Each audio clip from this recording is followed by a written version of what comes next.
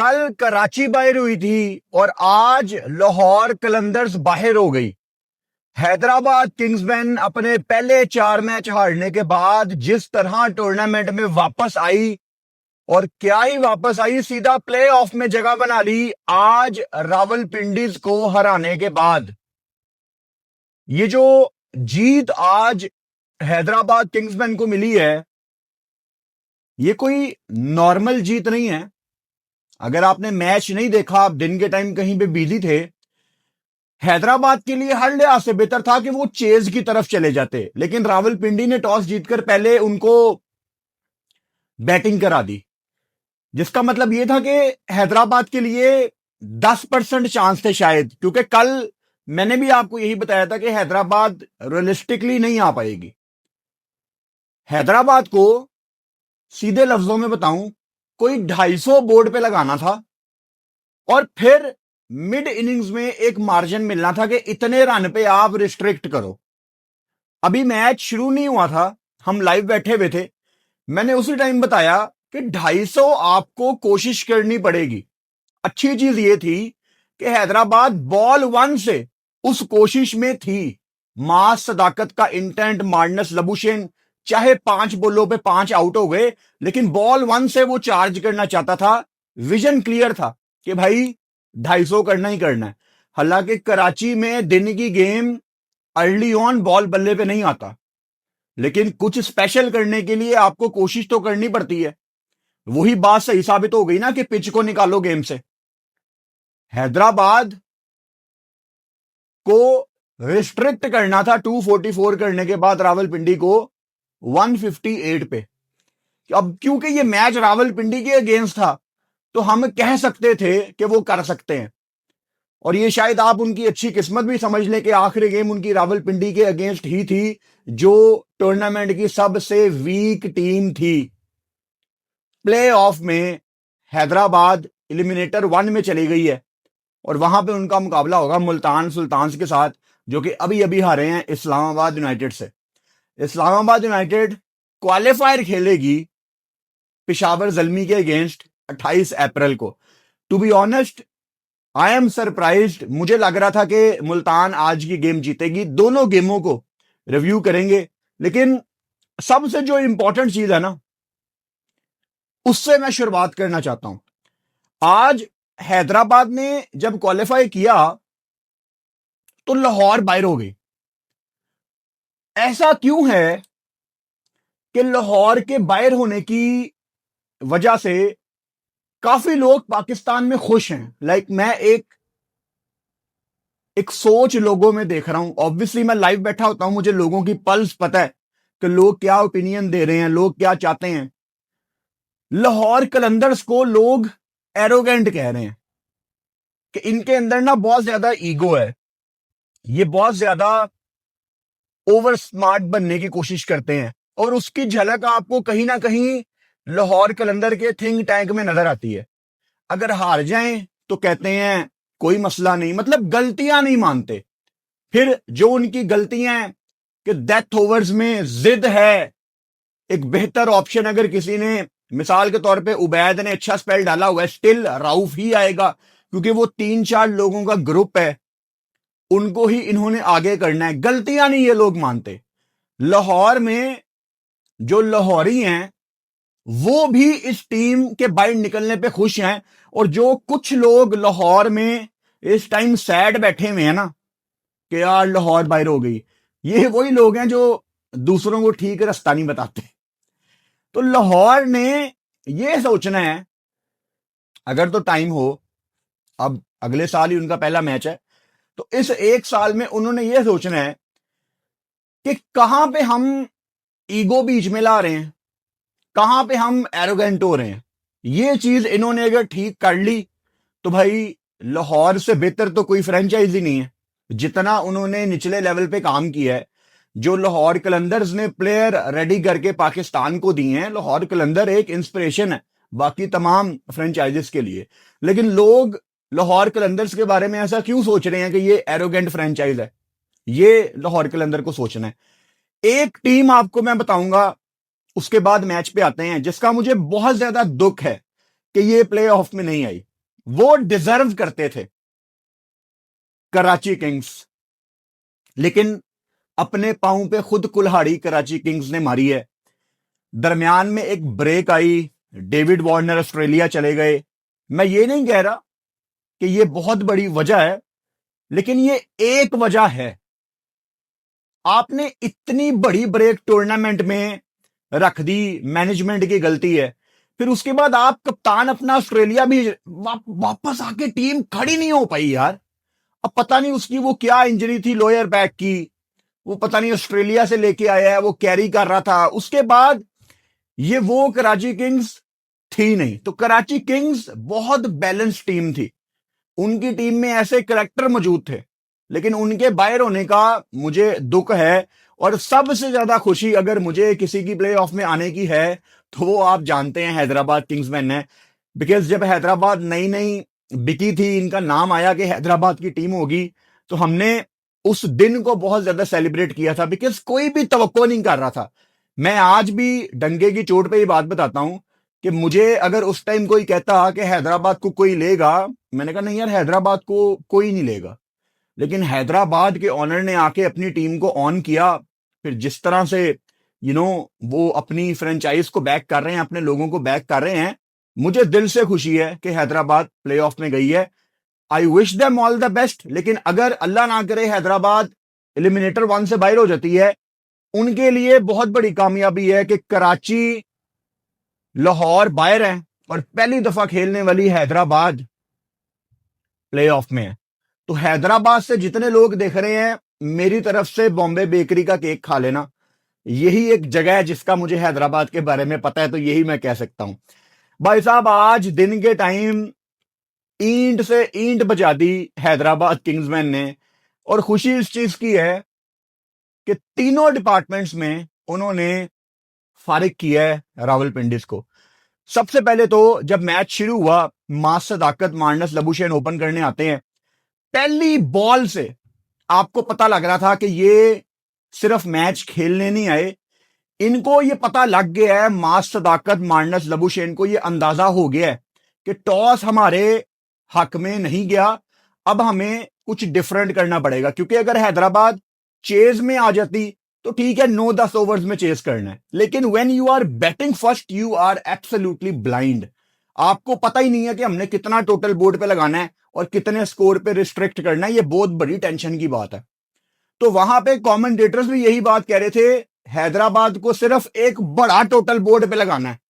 और बड़े टोटल से मतलब 200 नहीं था, 210 भी नहीं था, वो 250 था। मैंने तो लाइव शुरू करने से पहले बता दिया था भाई 250 इज द की।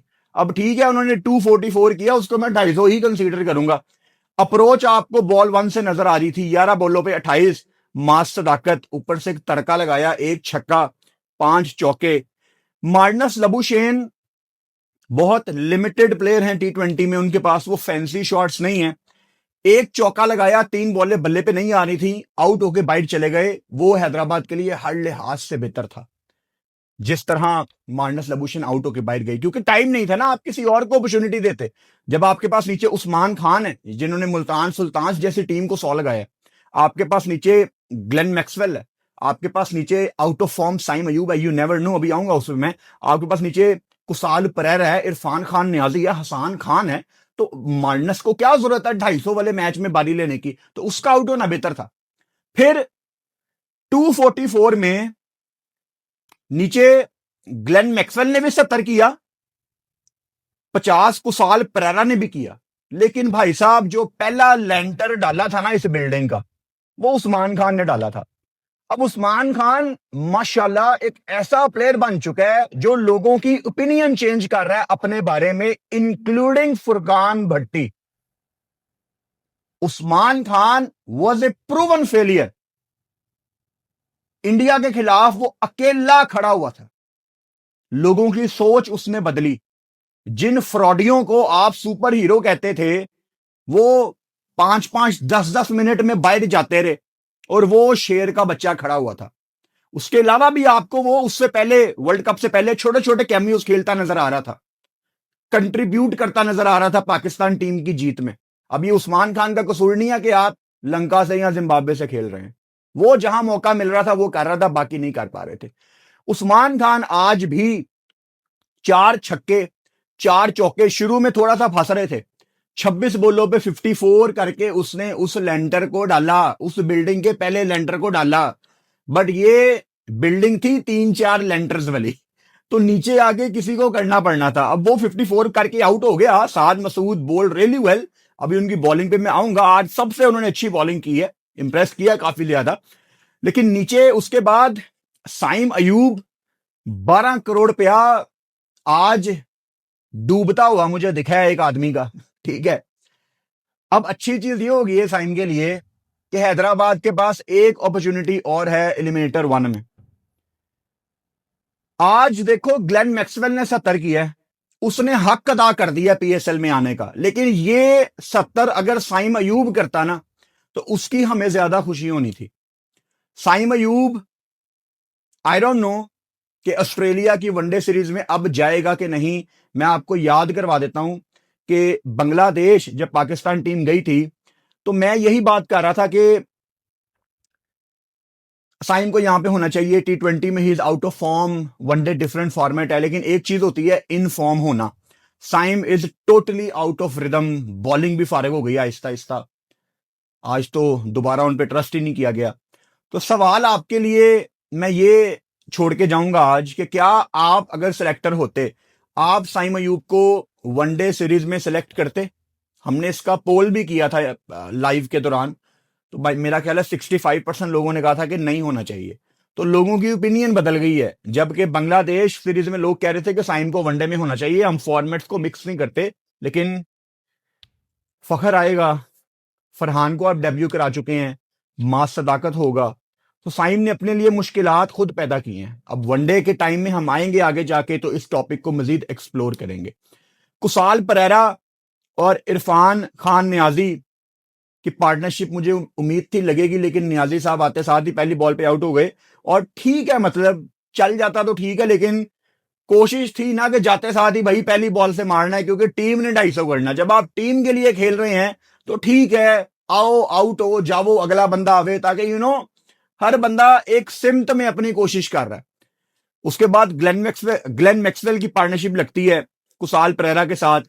37 बॉलों पे 70, 3 छक्के 8 चौके, भाई हक अदा कर दिया अगेन मैक्सवेल ने पीएसएल में आने का। और जिस तरह एंजॉय करके मैक्सवेल खेल रहा है, मजा आ रहा है उसको देख के। आया थोड़ा लेट है, थोड़ा नहीं काफी ज्यादा लेट आया है, इस सीजन में नहीं, पाकिस्तान सुपर लीग में ही लेट आया है मैक्सवेल। क्योंकि मैं आपको अक्सर बताता रहता हूं कि मैक्सवेल को 2017 में अप्रोच किया गया था पाकिस्तान सुपर लीग की तरफ से, और क्या ही अप्रोच किया गया था, मिन्नतें की गई थी कि भाई आजा, बहुत कुछ ऑफर किया गया था, लेकिन ये नहीं माना था कि मैं नहीं आऊंगा। देर आए दुरुस्त आए।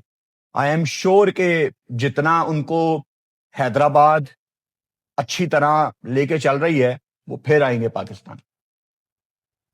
Asif Afridi 2 over 27 run 1 wicket. New Zealand के Ben Sears 4 over 49 1 wicket. Aamir 4 overs में 57 रन। आमिर ने आज तक जितनी पीएसएल खेली हैं उसमें से सबसे ज्यादा बुरा सीजन ये मोहम्मद आमिर का रहा है। शायद 1 साल और आमिर पीएसएल में सेलेक्ट हो जाएं, लेकिन अगर आप 8 महीने क्रिकेट नहीं खेलेंगे, आप एक लीग खेलने चले गए कनाडा बांग्लादेश में चले गए 15-20 दिन के लिए, और आप तवक्को करेंगे कि ये वही मोहम्मद आमिर हो जो जाना जाता था अपनी जवानी में, तो शायद वो वाली फिटनेस आपकी होती नहीं है, बॉडी उस तरह से रिस्पॉन्ड नहीं करती। और जिस तरह आमिर आ रहे हैं, बड़ी जल्दी अराउंड द विकेट आ जाते हैं मोहम्मद आमिर। अब ये टेक्निकल पॉइंट है, मैंने सीखा है ये वसीम अकरम से। वसीम भाई बहुत दफा ये जिक्र करते हैं कि आप अराउंड द विकेट तब आते हो जब ओवर द विकेट आपके प्लान फेल हो चुके होते हैं। और आमिर एक ऐसा बॉलर है जिसको अपने स्किल के ऊपर यकीन होता है कि मैं ओवर द विकेट आके अंदर ला सकता हूं, बाहर कर सकता हूं, लेकिन वो बड़ी जल्दी गिव अप करके अराउंड द विकेट आ जाता है कि भाई बस बाउंड्री पे डीप स्क्वेयर लेग पीछे रख दिया, डीप मिड विकेट पीछे रख दी, शॉर्ट बॉल कर दी, बाउंड्री पे कैच हो जाए। तो आमिर बहुत जल्दी गिव अप कर रहा है। मेरा ख्याल है कि पिंडी को including Mohammad Rizwan Amir drastic changes करने की जरूरत है। साद मसूद ने आज 244 के मैच में 34 रन दे के 2 विकेटें ली हैं और उस्मान खान की एक बड़ी विकेट उसमें शामिल है। काफी दूर बॉल कर रहे थे, रेंज से बाहर के बड़े हिट ना लगे, तो साद ने आज बहुत अच्छी बॉलिंग की है। रावलपिंडी की क्या ही बंदा बात करे, 244 ये 2 दफा भी बैटिंग कर लेते ना, इन्होंने चेज नहीं करना था। अब ये मैं अभी नहीं कह रहा, आप अगर हमारा लाइव भी निकाल लेना, वहां भी हम यही बात कर रहे थे कि इनका सॉफ्टवेयर ही नहीं है 244 चेस करने वाला। और मजे की बात देखो, उन्होंने कोशिश भी नहीं की। मतलब 16 बॉलों पे 26 रिजवान, शाहजेब अर्ली ऑन आकिफ ने आउट किया। उस्मान ख्वाजा शुरू में 2-3 चौके लगे, लेकिन फिर एक शेल में चले गए।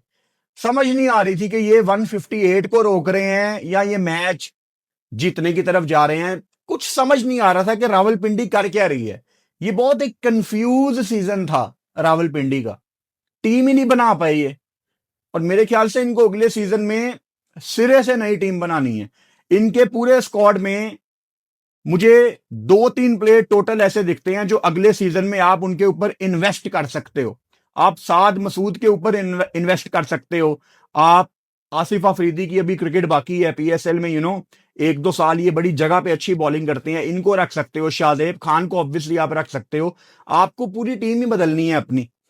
बॉलिंग की जितनी तारीफ की जाए हैदराबाद की कम है। मोहम्मद अली अगर पाकिस्तान व्हाइट बॉल में सिलेक्ट हो जाते हैं, मैंने पहले भी बताया था मैं सरप्राइज नहीं होऊंगा। मोहम्मद अली ने इस टूर्नामेंट में इतनी शानदार बॉलिंग की है कि मुझे इन्होंने टोटल इंप्रेस कर दिया है। हालांकि मोहम्मद अली अपना डेब्यू न्यूजीलैंड के खिलाफ कर चुके हैं, वनडे का और T20 का भी, लेकिन अब ये जो डिफरेंट है ना मोहम्मद अली, ये भाई बहुत ज्यादा इंप्रेस कर रहा है। और आज इन्होंने एक ही चेंज किया था, आकिफ जावेद को डाला था आसिफ महमूद की तरह। तो भाई शाहजेब खान को आउट किया, सैम बिलिंग्स को आउट किया, नीचे फ्रिस्टर को आउट किया। आकिफ जावेद ने 4 ओवर में 38 रन देके 3 विकेटें ली हैं। कब? जब क्वालिफिकेशन लाइन पे लगी हुई थी। आप कल पाकिस्तान का टूर्नामेंट करा दें, मैं हमेशा आपको बताता होता हूं, राउफ वापस आ जाएगा, शहीन वापस आ जाएगा, नसीम वापस आ जाएगा, शदाब वापस आ जाएगा। आप ट्रस्ट ही नहीं करते अपने लड़कों के ऊपर। आकिफ जावेद का स्पेल और फिर हुनैन शाह की 4 विकेटें। आज के मैच की जो सबसे बड़ी विकेट थी ना, वो मोहम्मद रिजवान की विकेट थी, क्योंकि 158 अल्टीमेटली एक टारगेट था हैदराबाद के लिए कि इससे पहले इनको रोकना। और Mohammad Rizwan type players 150 160 total के प्लेयर्स हैं। ये बारियां लगा लेते हैं 35 बॉलों पे 40, 35 बॉलों पे 50। तो रिजवान को आउट करना और सेटल ना होने देना, ये बहुत बड़ी की साबित हुई हैदराबाद के लिए। फिर सेम ओवर में कामरान गुलाम को भी आउट किया, जो तेज खेलने के चक्कर में थे। नीचे गेम क्लोज आ गई, 122 था, 6 आउट थे। अमाद बट जो कि बड़े हिट लगाते हैं, उनको हुनैन ने आउट किया, वो बहुत बड़ी विकेट थी। तो मेरा ख्याल है ठीक ठाक मैन ऑफ द मैच इनको मिला है। और मैक्सवेल ने भी, आसिफ आफरीदी रनआउट हुए हैं ना जो मैक्सवेल ने किए हैं, मैं जरा कंफर्म कर लूं, एक जो रनआउट हुआ है, हाँ मेरा ख्याल है, हाँ आसिफ आफरीदी ही थे। वो रनआउट बड़ा क्रूशल था, साइम अयूब की थ्रो थी, मैक्सवेल बॉल कर रहे थे, उन्होंने रनआउट किया। इसके अलावा आमिर को भी मैक्सवेल ने आउट किया। तो हैदराबाद के लिए भाई साहब बहुत ज्यादा खुशी है, हैदराबाद के तमाम लोगों को बहुत ज्यादा मुबारकबाद। फाइनल के लिए क्वालिफाई कर लिया है इस्लामाबाद यूनाइटेड ने, जहां उनका मुकाबला होगा पिशावर जल्मी के साथ। तो ये 28 अप्रैल को बड़ा शानदार एक मुकाबला आपको देखने को मिलेगा। अच्छा, मैं जब पहले मैच में लाइव बैठा हुआ था तो मैंने आपको बताया था कि कुछ अर्जेंट काम आ गया था, जिसकी वजह से मैं दूसरे मैच की लाइव स्ट्रीम नहीं कर पाया। तो मैंने बिल्कुल आधा पौना घंटा पहले मुल्तान और इस्लामाबाद का मैच लगाया, उससे पहले मैं अवेलेबल ही नहीं था। तो मैं आपको कुछ ऐसा शो नहीं करूंगा कि मैंने मुल्तान और इस्लामाबाद का पूरा मैच देखा है। मैंने बस आखिरी 25-30 मिनट के लिए एक्शन देखा है मैच का। तो मैं सिर्फ ओवरव्यू करूंगा आपके सामने। शान मसूद मुझे इसमें नजर आ रहे हैं, 44 इन्होंने किया है। बड़ी शानदार पीएसएल गई है ये शान मसूद के लिए। मैं देख रहा हूं सोशल मीडिया पे लोग बात कर रहे हैं कि शान मसूद को व्हाइट बॉल का हिस्सा होना चाहिए। वनडे का तो 100% होना चाहिए। 2022 में शान वॉज योर हाईएस्ट स्कोरर, वो उसके बाद टी20 से बाहर नहीं होना चाहिए था, उसको बाहर निकाल दिया। अब मुझे इस टाइम ये नहीं पता, क्योंकि पाकिस्तान में टी20 क्रिकेट है ही नहीं है, आपकी ना होने के बराबर है, तो टी20 को ना ही हम डिस्कस करें तो बेहतर है। वनडे में अगर ऑस्ट्रेलिया के अगेंस्ट शान का नाम नहीं आता तो मेरे ख्याल से ये बहुत बड़ी ज्यादती है। Shan was trying in test format, लेकिन वहां पे कैमियोज आ रहे थे, बड़े रन नहीं आ रहे थे, वो चीज उसके अगेंस्ट गई। आज भी इनको ऊपर से स्टीवन स्मिथ और फरहान ने अच्छा स्टार्ट दिलवाया, और फरहान को भी बहुत कुछ इस सीजन में सीखने को मिला होगा स्टीव स्मिथ से, जिस तरह आके वो बारी लगाते हैं। स्मिथ ने तो अभी 100 भी किया था, तो फ्री होके खेलते हैं। आज एक लाइसेंस भी था उनके पास, लेकिन अनफॉर्चुनेटली मुल्तान कन्वर्ट नहीं कर पाई। 4 ओवर में 23, 1 विकेट इमाद वसीम। सलमान मिर्जा 3 ओवर में 53। बड़ा मुश्किल है इनको चार्ज करना, लेकिन जितना स्लिंगी एक्शन आसानी से इनको चार्ज किया। नीचे अरफात मिनहास की शानदार एक और बारी, बड़ी इंप्रूवमेंट आपको नजर आई है इन बच्चों में। कराची से साद बेग, अरफात मिनहास, समीर मिनहास इस सीजन में आपने देखे, तो बच्चे इंप्रूव कर रहे हैं माशाल्लाह। नीचे Shadab Khan 3 over 25, 1 wicket. Faheem Ashraf 3 over 23 run, 1 wicket. So target Karachi के लिहाज से 192 एक बड़ा कंपेटिटिव टोटल था। ऐसा कभी नहीं आप कह सकते कि कराची में 192 बड़े आराम से चेल हो जाता है। लेकिन जब मैंने टीवी ऑन किया ना, उस टाइम शादाब खान और ये मार्क चैपमैन खेल रहे थे, और शादाब के आउट होने के बाद मुझे थोड़ा सा डाउट था कि गेम शायद थोड़ी क्लोज हो सकती है। फिर हैदर अली अपनी विकेट थ्रो करके चले गए। उनका बड़ा डिसअपॉइंटिंग ये सीजन गया है। मैं तवक्को कर रहा था कि हैदर ये तगड़ा सीजन खेलेगा, बिकॉज हमें उनका फ्यूचर वाइट बॉल में नजर आता है। लेकिन नीचे भाई मार्क चैपमैन को पाकिस्तान की विकेटों पे जितना तजर्बा हासिल है ना गेम खत्म करने का, वो शायद ही किसी और का। 69 नॉट आउट उन्होंने किया, 6 छक्के 4 चौके, आखिर में मैंने उनकी ही बारी देखी है। मुल्तान सुल्तान की बॉडी लैंग्वेज जब मैंने टीवी ऑन किया है बहुत ही ऑफ थी। मुझे ये लगा कि इन्होंने बड़ी जल्दी गिव अप कर दिया है। वसीम जूनियर को भी ऑब्वियसली उस टाइम हिटें लग रही थी। 2.4 ओवर में 40 रन, और पीटर सिडल से उम्मीद होती है, बट 7 किसी को होना चाहिए था ना। 3 ओवर में 24, 1 विकेट पीटर सिडल, लेकिन 7 किसी को खड़ा होना चाहिए था। ऊपर से इमरान रंधावा भी आज रन दे गए। सो मुश्किल था जब आपके फ्रंट लाइन बॉलर को इस तरह चार्ज किया जाए। सो भाई साहब, ये था पाकिस्तान सुपर लीग का आज का दिन। अगर खुशी है तो हैदराबाद के लिए बहुत ज्यादा है, अगर किसी के लिए दुख है तो वो कराची किंग्स है कि वो डिजर्व करते थे। Last but not the least, आज पीएसएल ने अपनी फाइनल की टिकटें ओपन कर दी हैं। जो सबसे सस्ती टिकट है वो 1500 की है, जनरल।